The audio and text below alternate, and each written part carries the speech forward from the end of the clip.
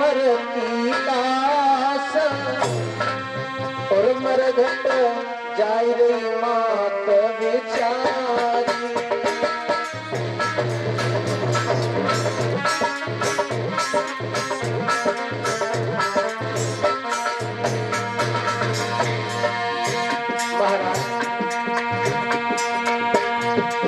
मैया तारा ने अपने बेटा को गोदी में उठाया है, रोती जा रही है, कह रही है प्रभु ये तुमने अच्छा नहीं किया। एक गोदी लई कुमर की लाशी मरघट जाय रही मात बेचारी।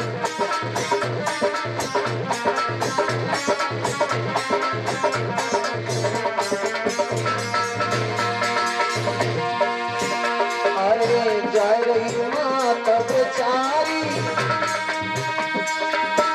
दुख मन में अति भारी।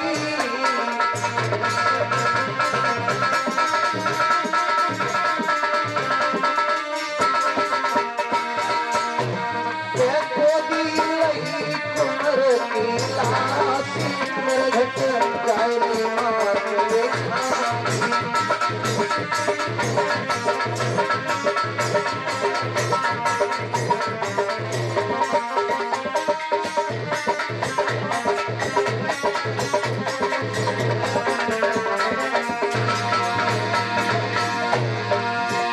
अरे मीठा लेवे और पुचकारे,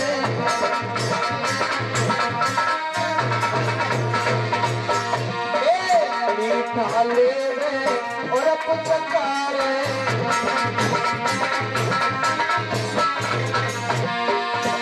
और निज हाथन से कमर बधारे,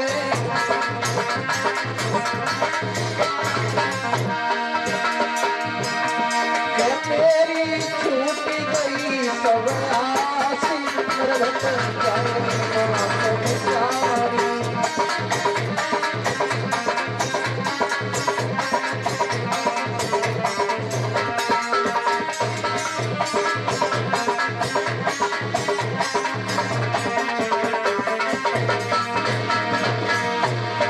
तेरी लई कुमर की लाशी मरघट जाय रही मात बेचारी।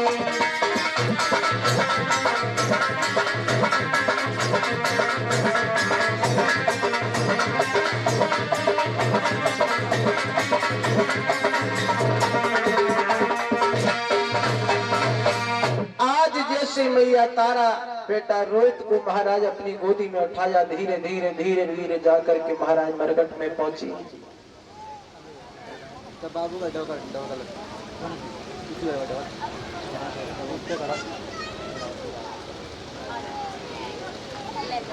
आज जैसे महाराज मरघट में जाकर के पहुंची हैं, उसी समय महाराज अपने बेटा को महाराज जैसे ही जमीन पर लिटा दिया, और जैसे ही जमीन पर जाकर के लेटाया है,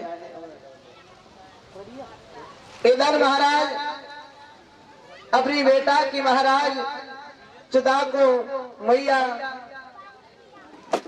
तैयार करने लगी है। जैसे ही महाराज राजा हरिश्चंद्र की नजर पड़ी, उसी समय राजा हरिश्चंद्र कहने लगे, कौन है ऐसा जो कि महाराज मरघट के नियम को नहीं जानता है, उसे ये नहीं पता कि इस मरघट में भी कोई रहता है। आज जैसे ही महाराज राजा हरिश्चंद्र जैसे ही पास में आए, जैसी रानी को देखा और जैसी रानी को देखा, अपने पुत्र को देखा, तो महाराज के हृदय में महाराज गहरा घाव हुआ। लेकिन हिम्मत करके कहने लगे, रानी तारा, हाँ महाराज, महाराज मैं ही तारा, आपका बेटा इस संसार में नहीं रहा। आज जैसे ही राजा हरिश्चंद्र कहने लगे, तुम्हारा बेटा इस संसार में नहीं रहे तो हमें इससे कोई मतलब नहीं है। इस मरघट का नियम है, पहले कर का टका दो, उसके बाद में इस चिता को, इस महाराज लेस को ठिकाने लगाना। आज जैसे इतने वचनों को कहा तो उसी समय रानी तारा कहने लगी, महाराज हमारे पास करके टका के लिए कुछ नहीं है। आज जैसे ही राजा हरिश्चंद्र कहने लगे, तुम्हारे पास कुछ नहीं है, तो महाराज इस मुर्दा को यहीं पर रहने दो, पहले आप इसका इंतजाम करो, उसके बाद में महाराज इसको ठिकाने लगाना। रानी कहने लगी महाराज मैं आपकी रानी हूं, आपका ये बेटा है। तो राजा हरिश्चंद्र कहने लगे महाराज रानी आप उस समय की बात करो जिस समय में गगरी लेकर के महाराज नदी के पास में आया था, तुमने हमारे घड़ा को नहीं उठवाया था, उस दिन तुम्हारा धर्म जा रहा था, आज हमारा धर्म जा रहा है। आज शीश में रानी ने महाराज बची हुई आधी साड़ी करके रूप में दी है, बेटा का दाह संस्कार किया है। आज शीश में रानी ने देखा कि महाराज हमारे शरीर पर साड़ी नहीं है। आज उसी समय रानी के मंदिर में जाकर के छुप गई, कहा कि थोड़ा और अंधेरा हो जाएगा उसके बाद में जाकर के महाराज इस स्थान पर पहुंचेंगे। लेकिन विश्वामित्र को महाराज चैन नहीं पड़ा। विश्वामित्र ने महाराज 2-3 बालकों को लिया और महाराज उनका कत्ल करके उसी मंदिर के पास में जाकर के डाल दिया और गांव में जाकर के महाराज शोर कर दिया कि मंदिर में एक डायन आई हुई है जो कि महाराज दूसरों के बच्चों को खाती है। कालू मेहतर के पास खबर गई। कालू मेहतर ने महाराज तलवार लेकर के राजा हरिश्चंद्र के हाथ में थमा दिया, कहा कि जाओ उस मंदिर में डायन है, उस डायन का आपको वध करना है। आज जैसे ही राजा हरिश्चंद्र जाकर के मंदिर में पहुंचे हैं और जैसे ही महाराज मंदिर में जाकर के पहुंचे उसी समय तारा के केशों को पकड़ लिया।